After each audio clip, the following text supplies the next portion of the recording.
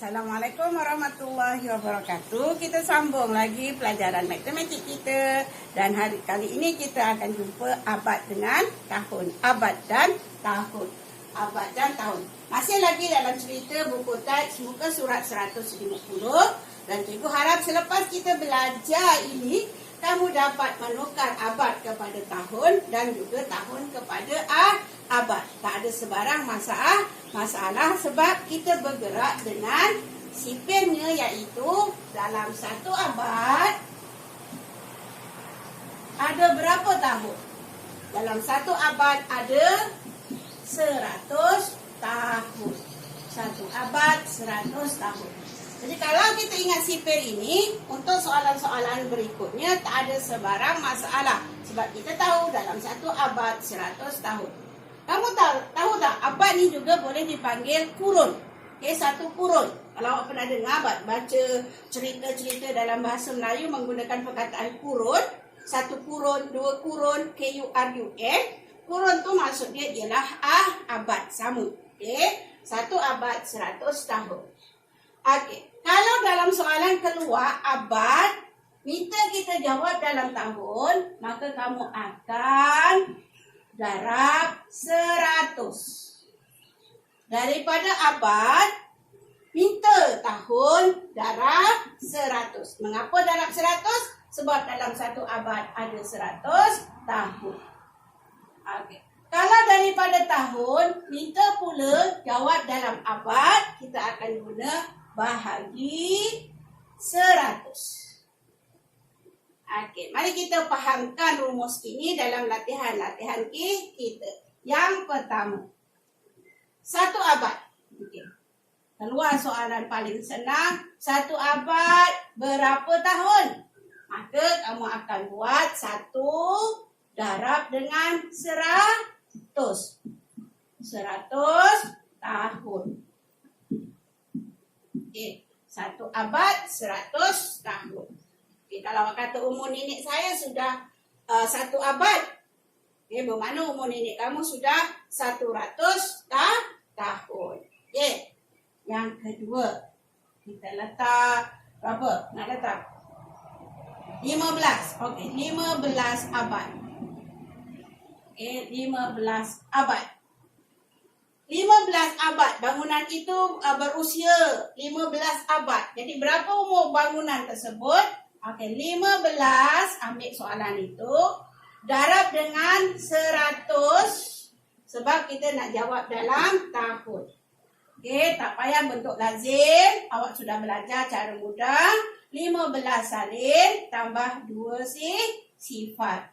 Okey, jadi 1, 5 kita salin, tambah 2 sifat. Jadi bangunan itu sudah berusia 1500 tahun. Okay. Dia jadi mudah sebab kita dah belajar bagaimana menyelesaikan kaedah darab 100 bahagi 100 dalam pelajaran bab 1. Okey, yang ketiga. Kita letaklah. Okey, apa lagi? 23. Okey, 23 abad. Berapa tahun 23 abad? Okey. Sama aja, tak ada masalah. Nombor saja yang bertukar-tukar. Dia punya rumus tetap sama. Kalau abad nak minta tahun, kita darab dia 100 nombor soalan tersebut. 23 darab 100. Salin 23. Salin lagi sifar-sifar itu. Gabungkan. Jadi 2, 3, sifar-sifar. 2300 tahun. Okey, itu yang pertama, iaitu abad tukar kepada tahun. Kalau soalan kemudiannya gabungan abad dengan tahun. Okey, macam mana kita nak buat? Okey, dah 3 lah, kita nak pergi yang keempat. Okey, yang keempat, kita akan gabungkan abad dengan tahun. Okey, contohnya lah. Contohnya 2 abad 70 tahun. 2 abad 76 tahun berapa tahun soalannya? 2 abad 76 tahun. Berapa tahun? Okey. Abad, nak pergi tahun, ingat darab 100. Jadi, awak akan buat 2 darab 100 akan keluar 200. 200 tahun. Tambah dengan yang sedia ada 76 ini tambah 76. Jadi jawapan awak 276 tahun. Okey, 276 tahun. Okey.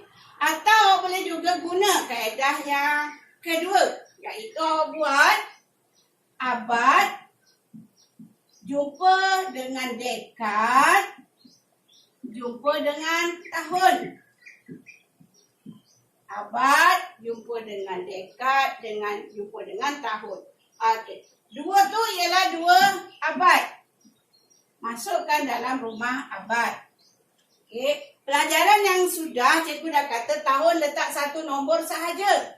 Ni ada 2 nombor. Jadi jangan takut. Letak 7 pada dekad, 6 pada tahun. Dan kemudian awak gabungkan 2, 7, 6.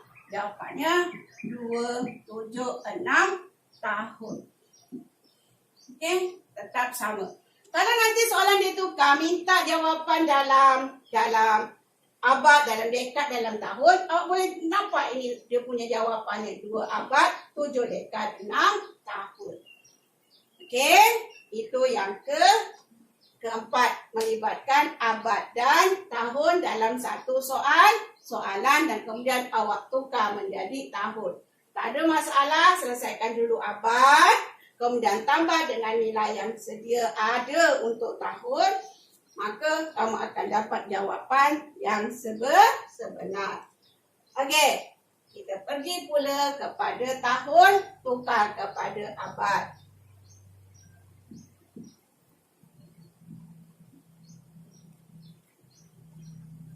Yang keberapa ni? Okey, yang kelima sekarang. Daripada tahun nak pergi abad. Kalau 100 tahun, berapa abad? Jadi jalan awak ialah 100 bahagi 100. Awak boleh bunuh seperti yang kita dah belajar. Bunuh sini lagi sebab kosongnya masih ada untuk berkawan, sifatnya masih ada untuk dipotong. Maka jawapan yang tinggal ialah 1 abad. Okey. 6. Kalau cikgu beri 732 tahun. Okey, 732 tahun. Berapa abad, berapa tahun? Berapa abad? Berapa tahun? Okey. Jangan risau, matematik kita yang bertukar nombor saja. Dia punya sifat, dia punya sistem tak bertukar. Jadi tahun nak minta jadi abad. Tahun jadi abad guna kaedah bahagi 100.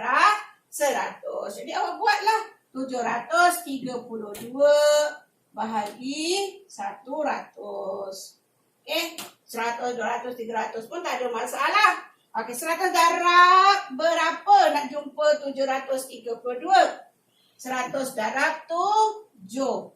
700. Garis. Okey, cari baki. 2 tolak sifar 2. 3 tolak sifar 3. 7 tolak 7. Habis. Jadi 7 yang di atas ialah 7 abad. 32 yang di bawah ialah tahun. Jadi jawapan awak ialah 7 abad 32 tahun. Tak nak guna jalan A, boleh guna jalan B. Sama sistem. 732 darab 100.